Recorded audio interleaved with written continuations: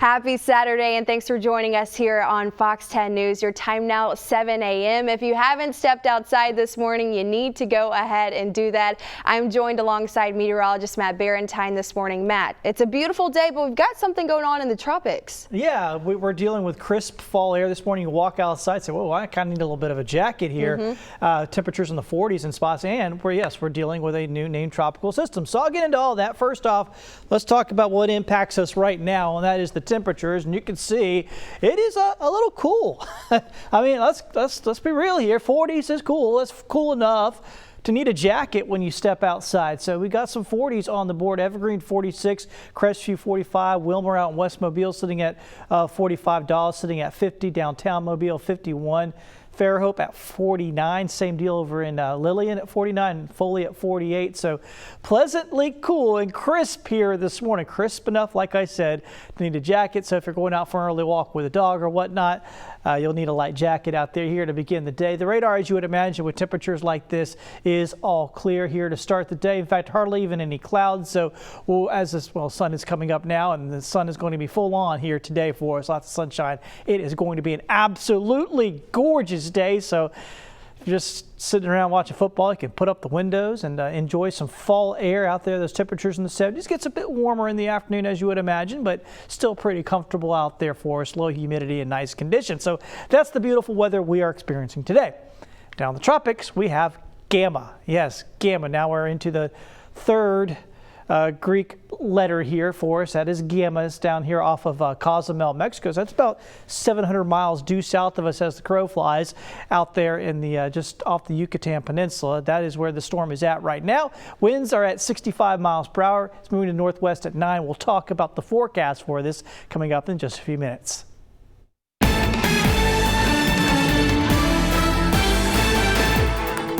President Trump arrived at Walter Reed Medical Center last night. The White House says he will spend the next several days there being monitored by medical experts after testing positive for coronavirus yesterday morning. Fox News correspondent Lauren Blanchard is at the White House with the latest on his health. The president's physician says President Trump is fatigued and has a low-grade fever but is in good spirits. But now the president is off the campaign trail just 32 days before November's election. I want to thank everybody for the tremendous support.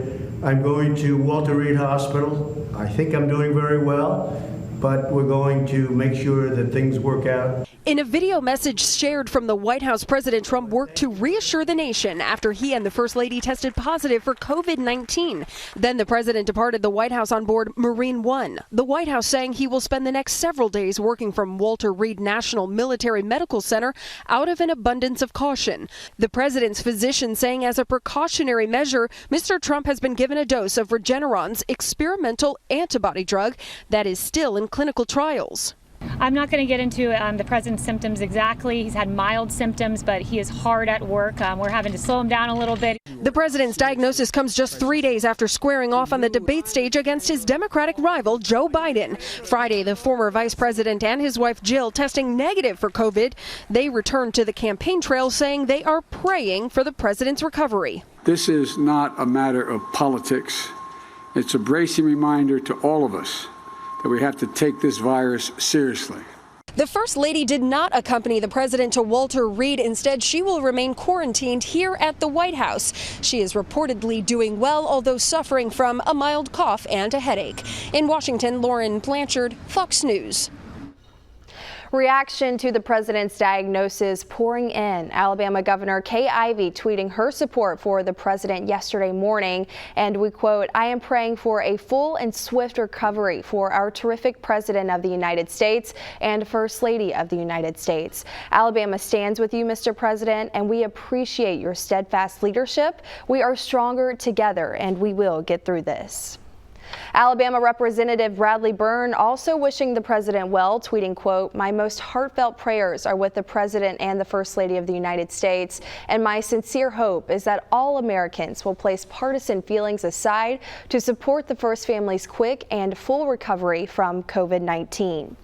He went on to say, quote, "I have the utmost confidence in the abilities of the White House doctors and staff to treat them and in our government to continue functioning uninterrupted during this time." Alabama Senate candidate Tommy Tuberville tweeting that he and his wife Suzanne will be keeping both the president and the First Lady in their prayers. And current Alabama Senator Doug Jones also wishing the president and First Lady a speedy recovery, taking time to remind Alabamians about the importance of masking up. And we quote, "This virus can get any of us. Wear a mask and social distance." Local health officials are responding to the COVID-19 announcement involving the president. The big message the Mobile County Health Department is saying is this pandemic is not over, and the president catching COVID-19 is proof of that. For months, doctors have said at some point it would be reasonable to assume that everyone would be exposed to COVID-19. We're all in like one huge scientific experiment, learning as we go along, and is very much still a clear and present danger to everyone. Now, because of President Trump's age, he is 74, he's considered high risk for serious complications. Mobile County health officials say there's no way to know for sure how the virus will affect someone. The health department says while there's no vaccine yet for coronavirus, there is one for the flu. They recommend everyone get it as flu season starts to ramp up. President Trump's campaign manager tests positive for the coronavirus. Bill Stepien received his positive COVID-19 diagnosis yesterday morning.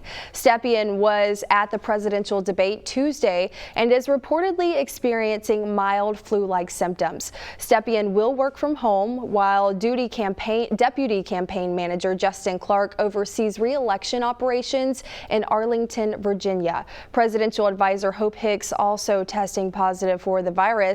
She traveled with President Trump to his Minnesota rally Wednesday and was seen boarding Air Force One shortly after the president did. The Republican National Committee chairwoman Ronna McDaniel tested positive for the virus on Wednesday and has remained at her Michigan home since last Saturday. In other news this morning, city employees across Pritchard frustrated and fed up, facing most of payday without a paycheck yesterday.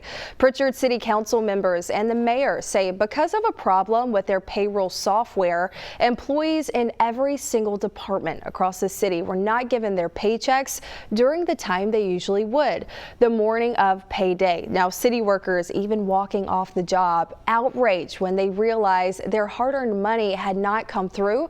Pritchard City Council members calling an emergency meeting yesterday afternoon to try and sort it out to get the employees paid. Councilman Lorenzo Martin says issues with payroll have been ongoing for some time. Most recently, some city employees were left without overtime or holiday pay on their last paycheck. The employees of the city that you will be paid, and the day is payday, and you will be paid today. We've shortened a lot of checks on last pay period, some holiday pay that wasn't paid last pay period, and definitely for them to come now 2 weeks later and still have that same problem. Councilman Martin says they won't know for certain if everyone was paid by Friday night. The only way they will know is by employees reporting to their department heads, which they are asking them to do. One city employee tells Fox 10 the money finally came through last night, but it's short of her holiday pay, overtime, and even just her regular hours. A sense of normalcy returning to downtown Mobile. Cheers! Not only are bars no longer restricted to 11 o'clock last call, but an event similar to Art Walk is called Streets Alive. It's bringing vendors out to encourage people to support downtown businesses.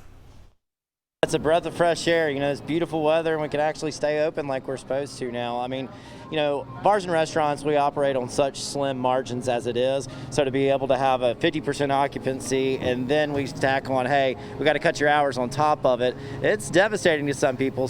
Everyone needs it. Everyone. Myself as a bar owner, the vendors, because we haven't had art walks and other markets available to us for the last 6 months. So hopefully it's a great opportunity for them to make a little money also. I'm really excited. I like the vibe that Art Walk brings to Mobile, and to be able to experience even a small portion of that every week, that would be pretty cool to me. We were regulars at Heroes, and this is our first time back since COVID.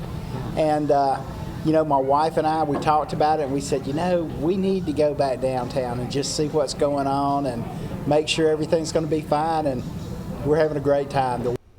Streets Alive is every Friday from 6 to 9.